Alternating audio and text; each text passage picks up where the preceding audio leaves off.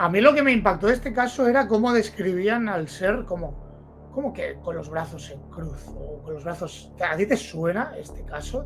O sea, el ser que vieron como que se acercaba con los brazos en cruz, puede ser. Es que a mí me suena que era este Sí. caso, ¿no? Sí. Brazos Pero en es que cruz y de repente los cierra y uno de ellos, que es el propio Trejo, cae fulminado al suelo y el resto dispara. Y ellos lo definen como un muñeco de Michelin desinflado, ¿no? Que siempre me ha parecido muy curiosa la descripción que hacen, ¿no? Pero da mal rollo, tío, porque, Sí, claro, no, da brazos mal en cruz rollo. entiendo que los brazos estirados, ¿no? Exacto. Y de repente los júntalos en el mismo ángulo, júntalos. No, hacia adelante, como palma a palma. Así. Ahí, y entonces en el momento que hace eso, Trejo cae fulminado.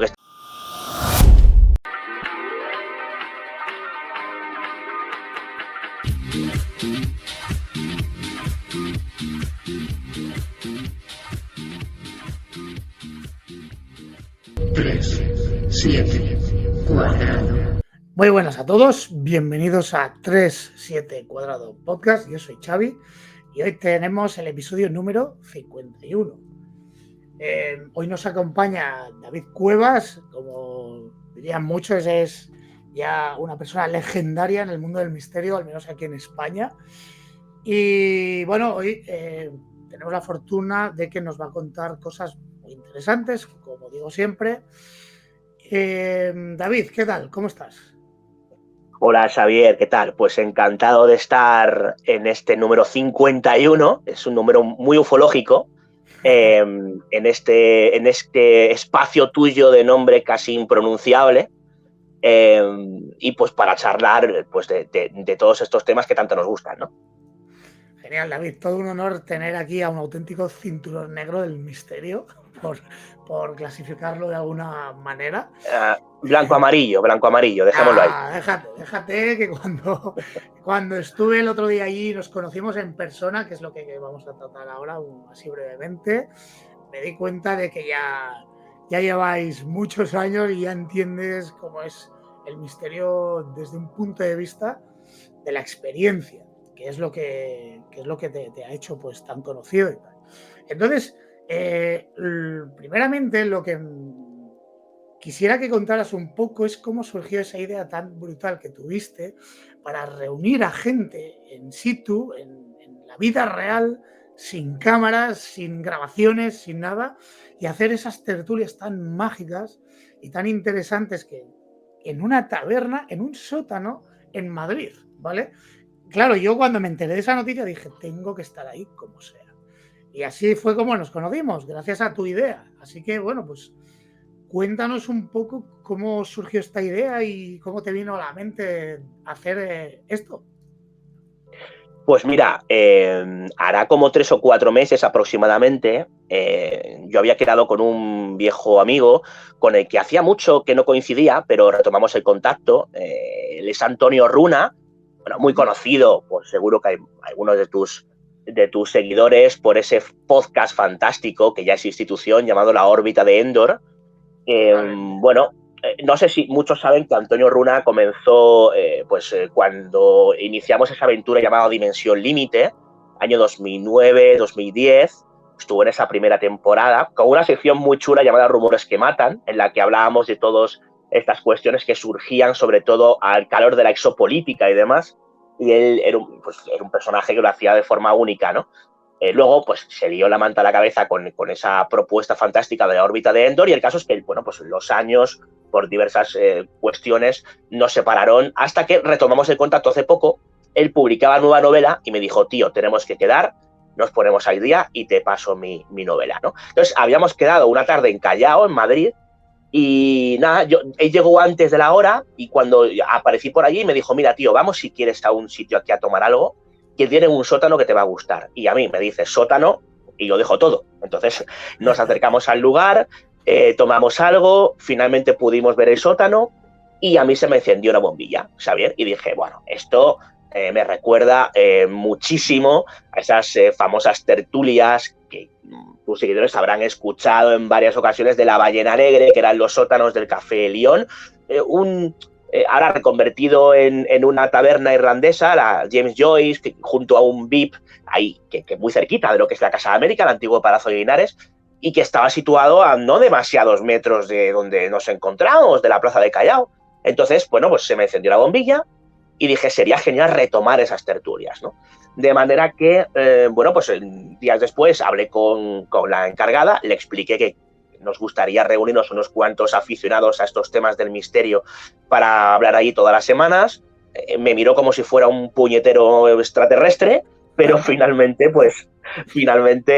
bueno, lo escaló a su dueño y les pareció bien. Y bueno, pues nos pusimos de acuerdo para que todos los martes, en este caso, cogimos un día que a nivel de hostelería no estuviera muy potente, porque a lo mejor un sábado pues es un lugar de mucho paso, ¿no? Estamos hablando de que está a 10 metros de la Plaza de Callao, tienen terraza, os podéis imaginar, ¿no? Sobre todo cuando en Madrid no hace especialmente mal tiempo. Aquello pues tenía su solera a nivel de público, ¿no? Y nos pusimos de acuerdo en que cada martes, a partir de las 6 de la tarde, en este lugar, que es, bueno, están Preciados 31, el sitio se llama Taberna 31, nos íbamos a reunir unos cuantos aficionados a estos temas en el sótano, como mandan los cánones, digamos, de las tertulias, ¿no? Antiguas, ¿no? Y además tenía ese puntito retro que tú has visto, yo creo que le quedaba pintado, ¿no? Y así fue como empezamos el pasado 18 de abril, si mal no recuerdo, empezamos estas tertulias, llevamos ya prácticamente una docena y bueno, y muy bien, muy bien. Hay días que plantamos allí casi 20 personas, días que somos 7 u 8, pero de media entre 10 y 12 personas cada martes a las 6 de la tarde durante 2 o 3 horas, pues nos reunimos ahí para compartir impresiones de aquello que tiene que ver con las anomalías, con lo paranormal, con lo ufológico, con lo brujeril, con los enigmas históricos y con tantos temas que van surgiendo para que simple y llanamente cada uno dé su punto de vista, su opinión, y haya tertulia, haya debate, y bueno, pues lo pasemos bien, que al fin y al cabo se trata un poco de eso, ¿no? Pues totalmente, David. Yo doy fe porque estuve allí y a pesar de ser martes, el bar estaba a full, la terraza estaba a full, había un ambientazo increíble, supongo que es normal en Madrid, no lo sé, porque no soy de allí, pero sinceramente me lo pasé genial. La ambientación de ese lugar, o sea, para hablar de estos temas, creo que no hay sitio mejor. Es que la mesa está grande de madera, el sótano. La verdad es que muy logrado y todas las personas que puedan ir algún día, si tú no te importa que te los lance, pues es muy recomendable. Fue una charla muy agradable y muy enriquecedora si te encanta el misterio. Y bueno, comentar que en julio las vamos a mantener, yo no podré estar en todas, ¿vale? Estaré en alguna, y en agosto ya veremos qué pasa, porque en agosto creo que van a hacer cambios en el local, en este restaurante, no sé cómo definirlo. Es como un Taberna, se bar, puede sí, decir, es un ¿no? bar, sí, normal. Taberna. Y no sé lo que va a suceder y tampoco sé lo que sucederá después de verano. Yo lo que puedo decir, estas tertulias deberían llamarse Carpe Diem, porque digamos que más o menos se va sabiendo qué se hace con ellas de un mes para otro, pero no soy capaz de vislumbrar lo que va a pasar a partir de agosto. Entonces, sí que es verdad que durante este mes de julio cada martes se van a mantener a partir de las 6 de la tarde, como te decía, pero luego ya a saber qué sucede, ¿no? Y bueno, oye, que yo animo desde aquí, porque son varios los que me escriben y me dicen, ¿y por qué no se hace esto en Barcelona? ¿Y por qué no se hace en Sevilla? ¿Y por qué no se hace en Coruña? A que cualquiera se acerque a cualquier local que esté abierto sí o sí, se haga o no se haga una tertulia de misterio, para que la organice en su respectiva ciudad. Ha habido mucha tradición de ese tipo de tertulias en otros sitios. En Barcelona, sin ir más lejos, al igual que en Madrid estaba la Ballena Alegre, en Barcelona estaba el pub Abraxas, ¿no? Que en los 70, 80 se reunían ahí la crema de la crema ufológica y de otras cuestiones relacionadas con las anomalías, y que es una tradición que se puede rescatar en cualquiera de las ciudades, siempre y llanamente acudiendo a un local en el que, bueno, pues dan permiso para promocionar el sitio y decir que cada X día, a cada X días, a X hora, pues hay una reunión de aficionados a estos temas, ¿no? Sí, no, yo creo que es muy buena idea. No sé, déjame que le dé una vuelta porque podría estar interesante. Eso haríamos la competencia. ¿Qué te parece? Sí, me parece fantástico. Y además, así, digamos que reivindicamos la tertulia física, como antes decías, Xavier. Claro. Prácticamente no hay semana que no me pregunten, ¿y esto se va a retransmitir en streaming? ¿Va a haber un podcast posterior? No. Esto es una tertulia física, presencial. Lo que pasa en la tertulia se queda en la tertulia. Y aunque a la gente, hay mucha gente que le cuesta un poco el concepto, ¿no? Porque no entiende muy bien eso de la tertulia sin que haya una charla, sin que haya pues una mesa redonda o sin que haya una presentación de algo. Es simple y llanamente lo que es la tertulia como tal. Bueno, pues ¿no?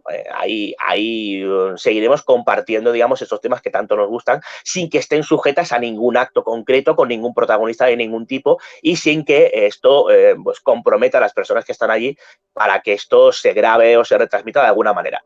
¿Habrá algún extra de dimensión límite con alguna tertulia? Podría ser, ahí lo dejo, pero será algo puntual, Muy bien. No, si es que, mira, de hecho, recuerdo perfectamente para que vean que doy fe absoluta de lo que dices, porque llegué allí, me acompañaba mi hermano, no sé si te acuerdas, y llegué allí con mi pachorra, mi birra y tal, y ¿qué tal? ¿Cómo estáis? Y tal, y estabais hablando y tal, y yo ya solté, pues, ¡pam! El tema de los contactos del tercer tipo, que es a mí lo que más me gusta, y tal, y empezamos ahí, nos enzarzamos ahí a hablar.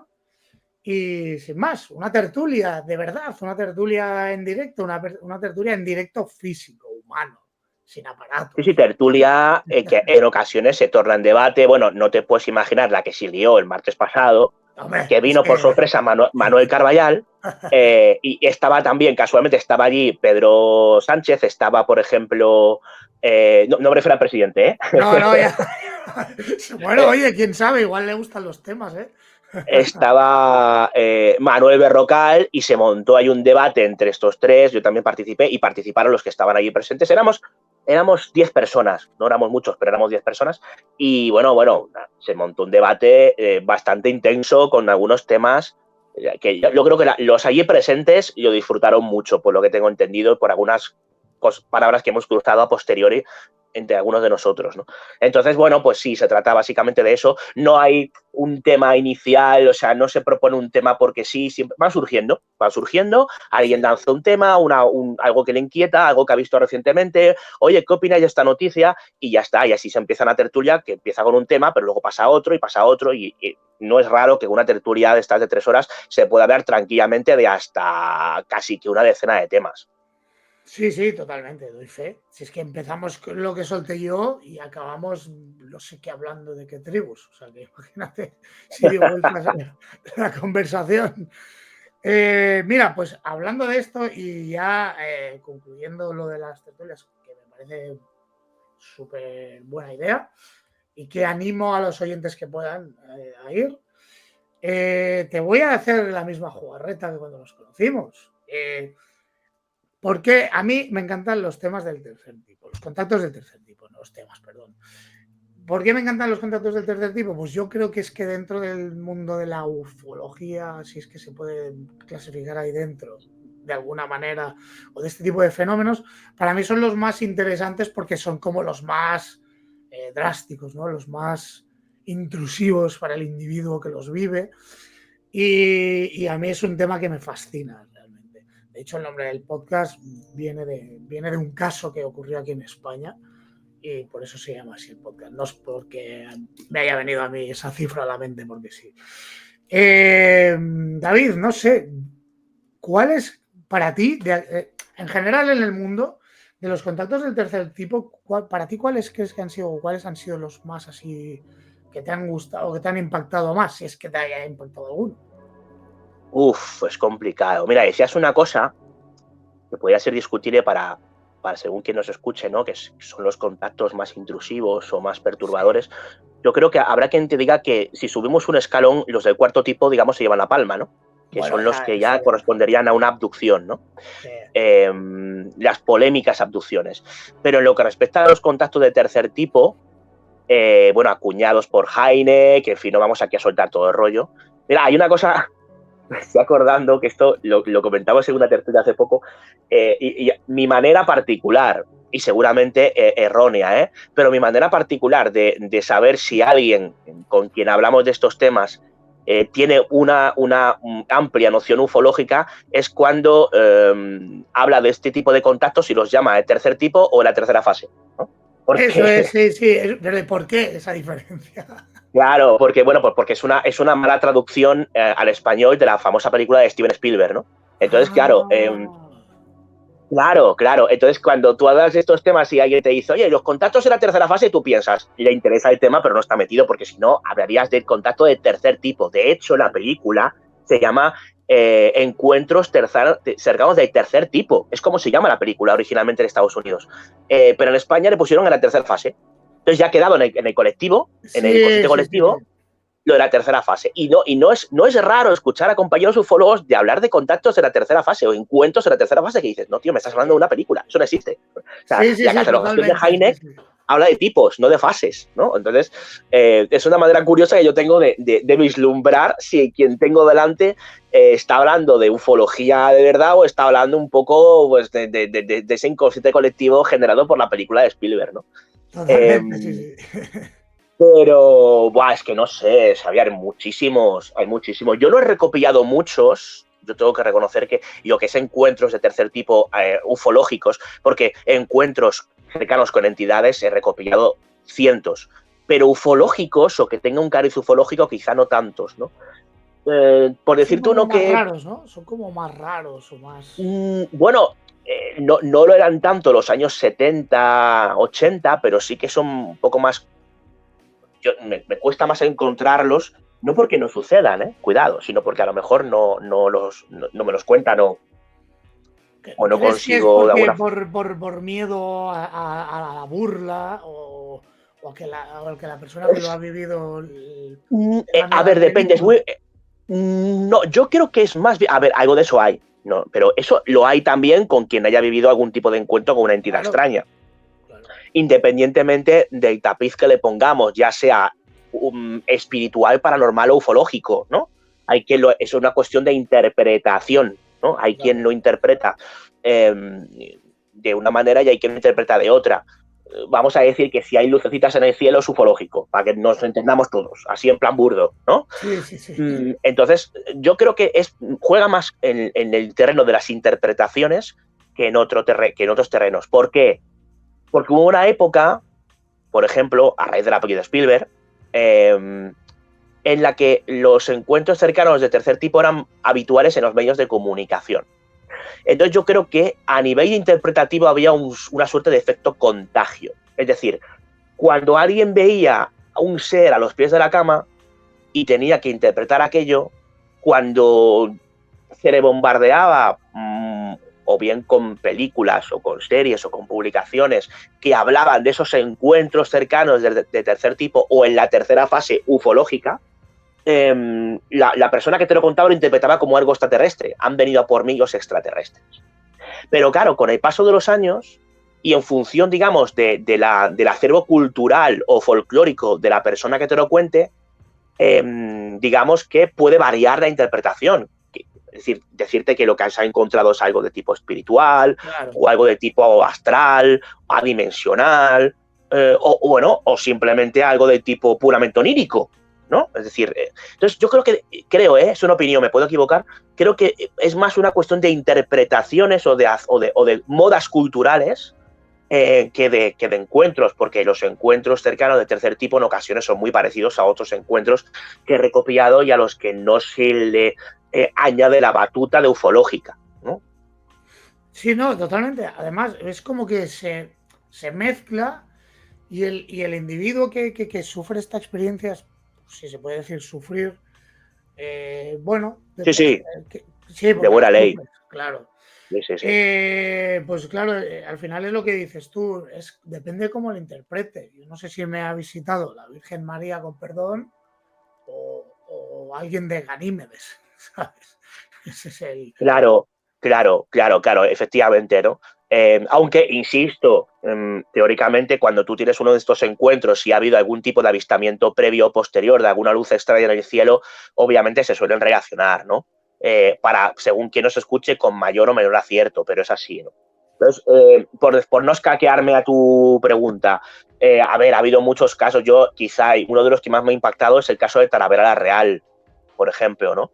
En el que varios militares dispararon contra un ser que, mira, curiosamente este ser se interpretó siempre como ufológico, pero tampoco tenía demasiadas tablas para ser interpretado como tal, porque era una especie de ser verdoso que aparece, digamos, en una base militar en los años, a mediados de los 70, y que, bueno, pues siempre se ha tenido ese acervo ufológico, creo que en parte por la moda ufológica en la que estábamos inmersos a mediados de los años 70, ¿no? Pero claro, estamos hablando de unos militares que disparan contra aquello, luego esa noche pasan muchas cosas más, que poco tienen que ver con lo ufológico.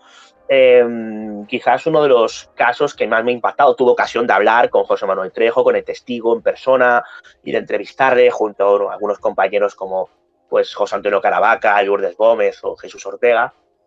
Y yo lo incluyo en mi último libro, en Los Sin Rostro, y quizá es uno de los que más me ha impactado, ¿no? No solamente por lo que sucedió aparentemente, sino por cómo el testigo lo gestiona los años Claro. después, ¿no? Y también habría mucha tela que contar. Sí, yo recuerdo en este caso en concreto que, bueno, yo en su día lo típico lo escuché, creo que fue en Milenio 3, puede ser, no sé, creo que lo trataron. Pues, y a mí lo que me impactó de este caso era cómo describían al ser como que con los brazos en cruz, o con los brazos. ¿A ti te suena este caso? O sea, el ser que vieron, como que se acercaba con los brazos en cruz, puede ser. Es que a mí me suena que era este caso, ¿no? Sí. Brazos en cruz y de repente los cierra y uno de ellos, que es el propio Trejo, cae fulminado al suelo y el resto dispara. Y ellos lo definen como un muñeco de Michelin desinflado, ¿no? Que siempre me ha parecido muy curiosa la descripción que hacen, ¿no? Pero da mal rollo, tío, porque... Sí, no, da mal rollo. Entiendo que los brazos estirados, ¿no? Exacto, y de repente los júntalos en el mismo ángulo, júntalos. No, hacia adelante, como palma, da palma. Así. Ahí, y entonces en el momento que hace eso, Trejo cae fulminado, que está a unos metros, y entonces él cuenta cómo va cayendo y las balas le pasan por encima que casi lo revientan. O sea, según cuenta él, según su relato, ¿no?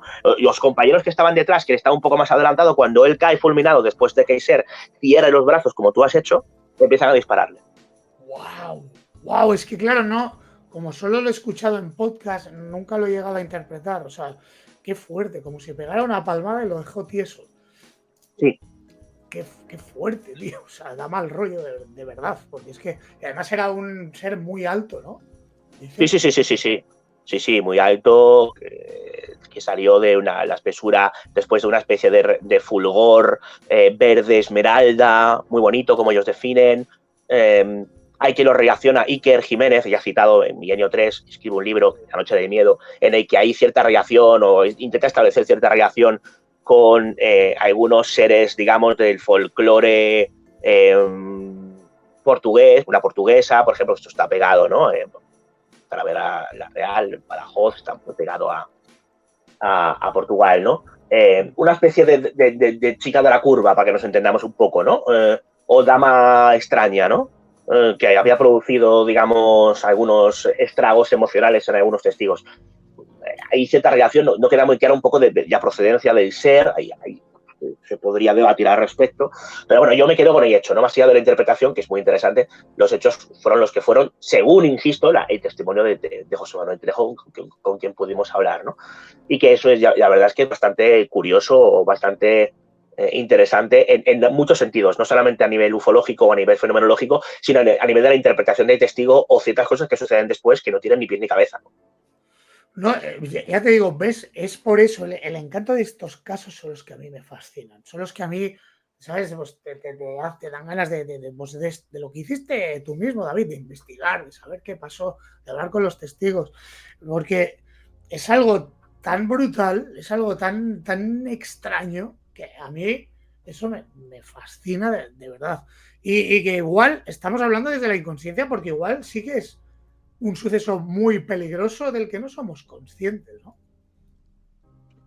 Sí, bueno, aquí ya entramos en las hipótesis. Claro. ¿No? Yo no me siento especialmente cómodo con las hipótesis porque yo como periodista que soy, me centro en los hechos. Bueno, las hipótesis yo se lo dejo a los compañeros que filosofan sobre el tema, claro, y que lo hacen muy bien. Estemos más o menos de acuerdo con sus teorías. Ahí tenemos a Caravaca con su teoría de la distorsión, a Pedrero con la suya de la conciencia global, a Canales y Callejo con la suya de la intrusión y demás, ¿no?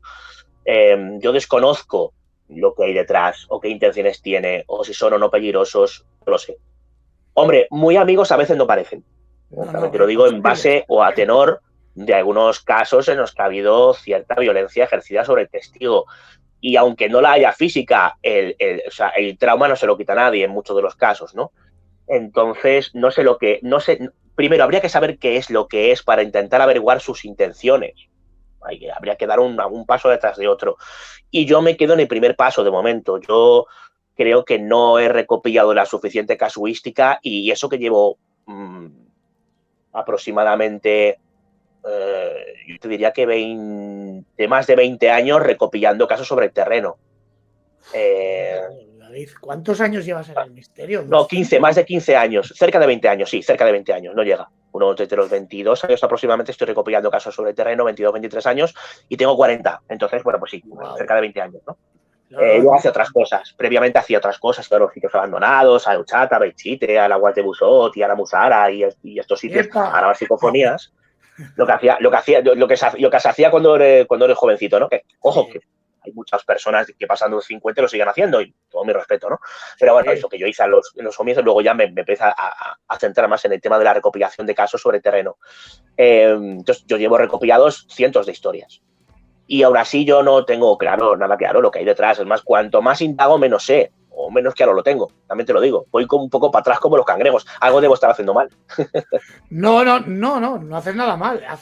Es que al final, cuando llevas... A ver, yo no, ya te he dicho, yo soy aficionado, yo hago el podcast porque amo el misterio, me encantan estos temas. Y la conclusión que saco de todo esto es que al final es que al final el misterio siempre existe, porque nunca hay una conclusión clara. Nunca, hasta que no nos invadan, no sabremos nada. Esa es mi conclusión. Si es que nos tienen que invadir algún día. En fin. Te has salido un curioso pareado ahí, ¿eh? Eres un poeta ufológico. Pero yo creo que es así, tío, porque al final siempre indagamos, siempre hay testigos, siempre ocurren cosas que son súper interesantes, que hay gente que se rompe la cabeza estudiando, que dedica una vida, o como tú, David, y tal, que me parece brutal, pero por desgracia o por suerte, al final siempre pues cada uno saca sus conclusiones, como bien has dicho, y nos quedamos en ese vacío de, bueno, ¿ha pasado esto? Veremos a ver qué ocurre. Hablando de esto, hablando de estos temas, hay otro ahí que lo has sacado antes, hay otro tipo de fenomenología, ¿vale? Que me fascina también, que son los visitantes de dormitorio, ¿vale? Que ya lo has dicho antes. Pero es que, claro, no sé si conoces que, sobre todo en Estados Unidos, ¿te suena el caso de el hombre del sombrero, Black Hat? Sí, y he recopilado también algunos casos en esa línea, sí. En España. ¿Qué tienes que...? de España, ostras, y pues cuéntame algunos si te viene a la mente. Sí, ostras, tendría que revisar datos porque, mira, curiosamente, me hace gracia esto porque escribí un libro bastante centrado en este tipo de encuentros, ¿no? Pero no tenía ningún caso de hombre de sombrero y justamente fue publicarlo y en la presentación del libro, horas antes, me empezaron a contar casos del hombre de sombrero que yo dije, joder, llega un poco tarde, o sea, ahora tengo material para hacer posiblemente un capítulo, ¿no? de ese libro. Tendría que revisar mis grabaciones más que mis notas, ¿no? Pero, pues, básicamente son encuentros muy parecidos a los que yo había narrado, que suelen tener lugar en la intimidad de la habitación, son sombras, normalmente de una altura considerable y al testigo le da la impresión de que tiene una suerte de sombrero. No tiene mucho más, quiero decir, es un poco, hay un pequeño cambio en lo que respecta a la descripción de aquello. Y eso que cuando yo preparé el libro, estuve más de 5 años recopilando historias en esta línea, las descripciones eran de lo más variopinto. O sea, no hay una especie de nexo de unión absoluto. En algunas historias sí, pero no, ni mucho menos en todas, ¿no?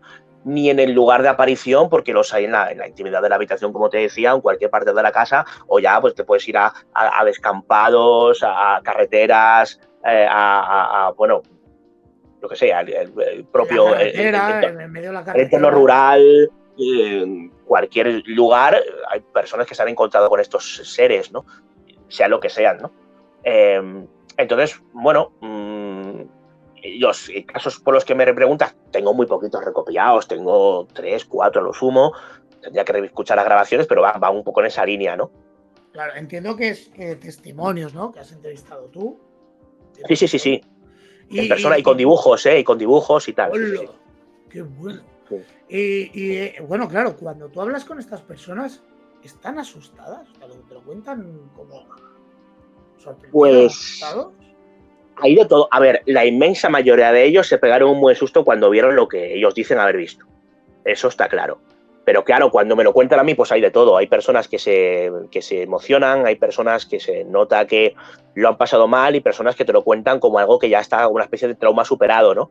U otras incluso que son las menos, pero que también las hay, que te las cuentan como algo que le sucedió y a lo que no solamente no le dio mucha importancia, sino que incluso se lo tomó como algo positivo. O sea, hay de todo. O sea, el mundo de las interpretaciones es absolutamente fascinante, ¿no? En lo que respecta a no solamente la interpretación de qué es lo que han visto, sino los efectos que producen las personas. Son muy variopintas. Yo creo que están intrínsecamente relacionadas con la propia persona o la personalidad de la misma, ¿no?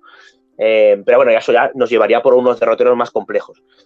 Pero sí, en general, han sido experiencias en ocasiones traumáticas. O sea, para que te hagas una idea, Xavier, la frase de desde que vi aquello he sido incapaz de dormir con la luz apagada, me la dijeron varias veces. Wow.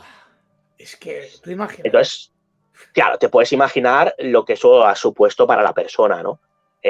No en todos los casos, pero sí en muchos de ellos. Entonces, y otra frase que también se repetía, porque claro, obviamente cuando están viendo algo así en la intimidad de la habitación, a oscuras, preguntas, bueno, me estás describiendo el ser de forma bastante, bueno, concreta, ¿no? O específica, cuando estamos hablando de que yo lo viste en la oscuridad. Me decía, no, David, es que aquello era más oscuro que la propia oscuridad. ¡Hola! Es que esto... Y dices, ostras. Muy bien. Claro, entonces, de hecho hay un libro de Álvaro Martín cuyo título va por ahí, ¿no? O sea, entonces, no sé, no deja de ser algo que te hace pensar y dices, coño, ¿y esto qué es? ¿No? O sea, y evidentemente, pues nuestros impulsos más primarios van obviamente hacia el miedo a lo desconocido, ¿no? Que es a lo que más tememos, a lo desconocido. Y esto es muy interesante también, ¿eh? Porque, mira, una persona que tuvo algunas experiencias de este tipo, con la que yo pude hablar, es Miquel Lejarza, ¿no? El lobo.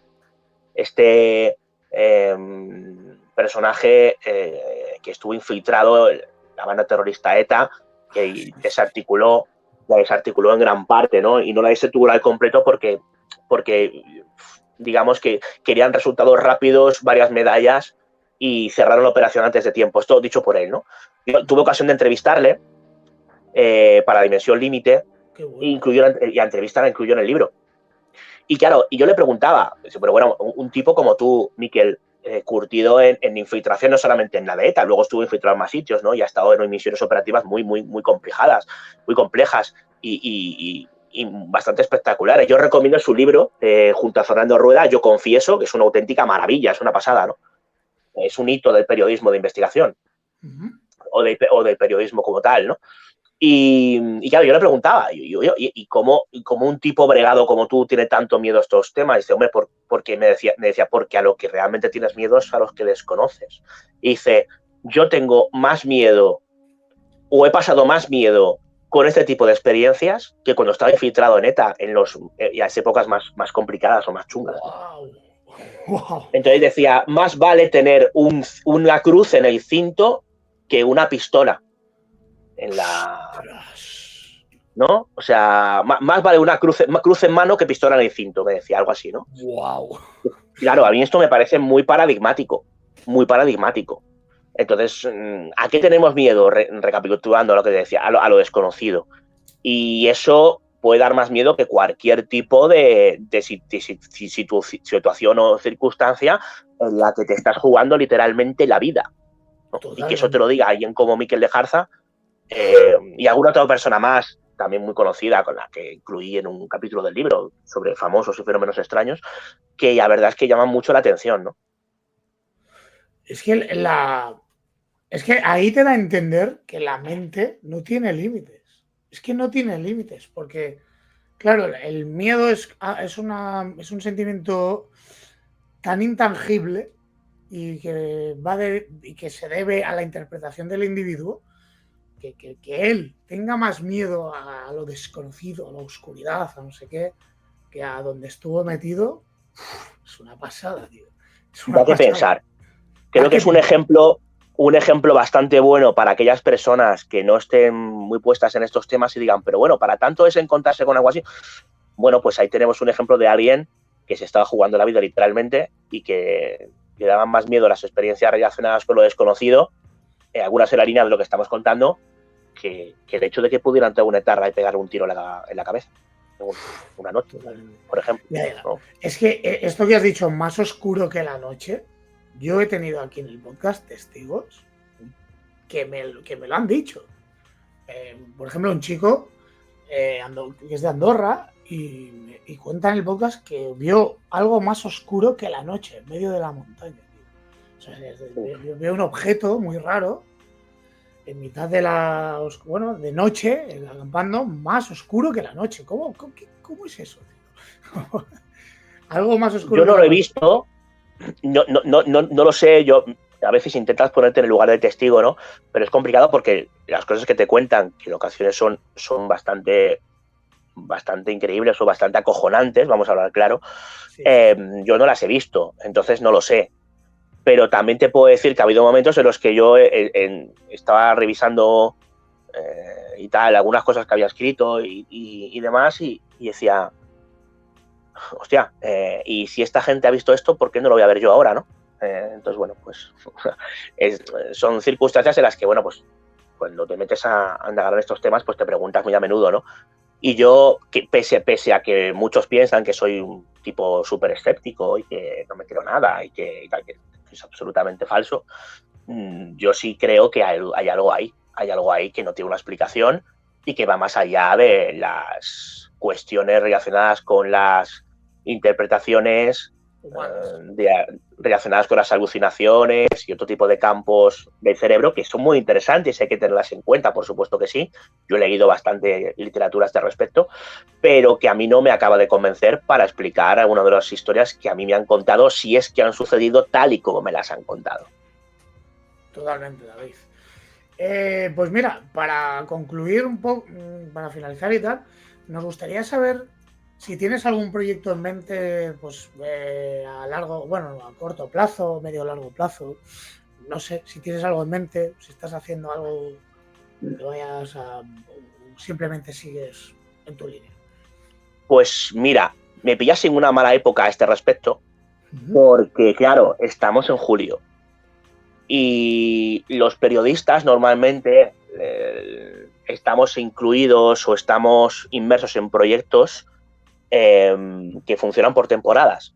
Las temporadas suelen empezar en septiembre y suelen acabar Ah, en julio. Entonces, yo lo que te puedo contar a muy corto plazo es que estoy a punto de lanzar el último programa de Expediente DL.